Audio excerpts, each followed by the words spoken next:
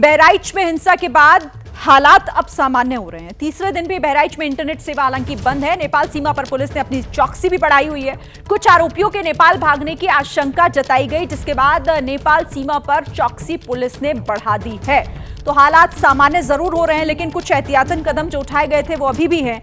जैसे कि बहराइच में इंटरनेट सेवा फिलहाल अभी तीसरा दिन हो चुका है, लेकिन अभी भी उसे बंद रखा गया है। दूसरी तरफ जो बाकी आरोपी हैं, नेपाल भागने की आशंका के तहत नेपाल सीमा पर चौकसी बढ़ाई गई है। अभी क्या कुछ और जानकारी इस पर है, विवेक जरा बताइए हमें।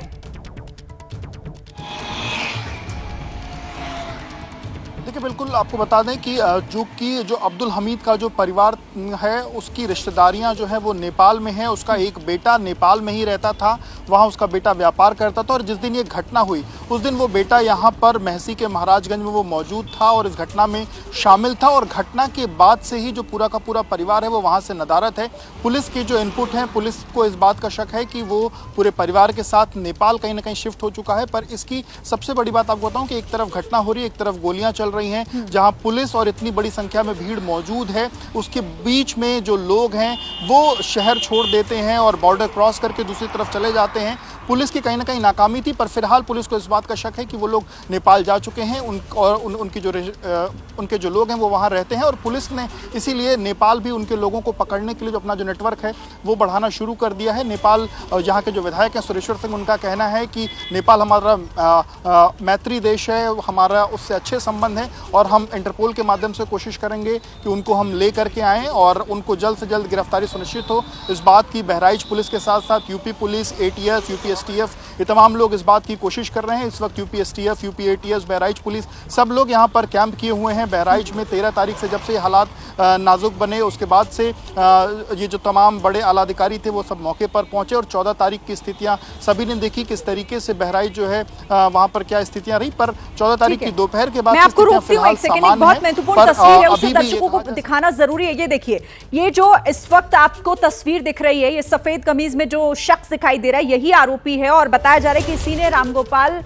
मिश्रा पर गोलियां चलाई थी। एक्सक्लूसिव तस्वीरें इस वक्त एबीपी न्यूज के पास जो हम अपने दर्शकों को दिखा रहे हैं। रामगोपाल पर गोली चलाने वाला आरोपी, क्योंकि जैसा सीएमओ की तरफ से बताया गया है कि 25 से 30 छर्रे रामगोपाल की बॉडी से मिले हैं, तो 25 से 30 छर्रे मिलने के बाद अब कई सवाल भी और अब ये आरोपी की तस्वीर सामने आ गई है। विवेक, आपके पास क्या डिटेल्स हैं? और हम तस्वीर देख रहे हैं और बताया जा रहा है कि यही वो आरोपी है जिसने रामगोपाल पर गोलियां चलाई।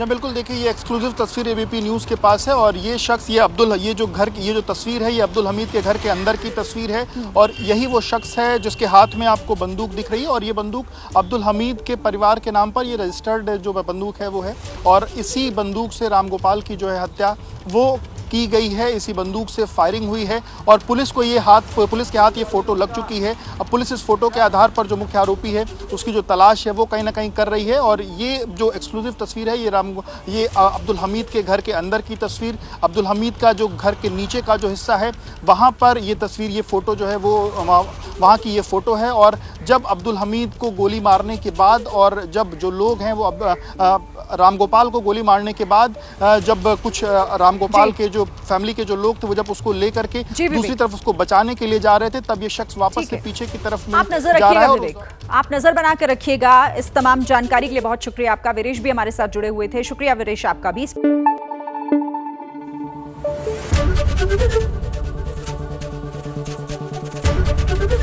एबीपी न्यूज आपको रखे आगे।